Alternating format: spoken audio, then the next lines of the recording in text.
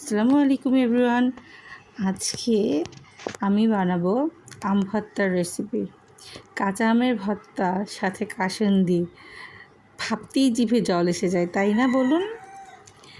এই যে দেখছেন, এখানে নিয়েছি আমি কাঁচা আম, এখানে নিয়েছি আমার গাছের কাঁচামরিচ, আর আমগুলো ছেলানোর জন্য নিয়েছি ভেজিটেবল পিলার, নিয়েছি কাসুন্দি, এখানে খাওয়ার রেগুলার লবণ আছে, বিট লবণ, এবং গ্রেটার করার জন্য নিয়েছি ভেজিটেবল গ্রেটার।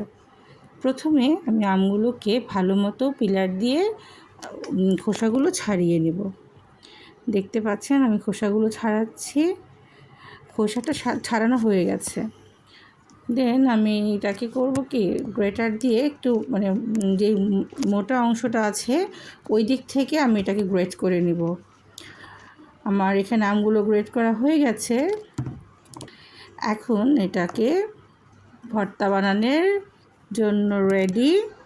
এখানে আমি কাঁচামরিচের কুচিগুলো দিয়েছি, আর একটু ঝাল হওয়ার জন্য আমি সামান্য চিলি ফ্লেক্সও ইউজ করেছি।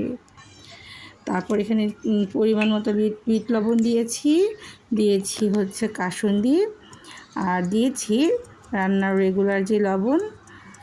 তারপর এটাকে একটু ভালো মতো মেখে হয়ে গেল আমার সুস্বাদু আম ভর্তা। সবাই ভালো থাকবেন। আল্লাহ হাফেজ।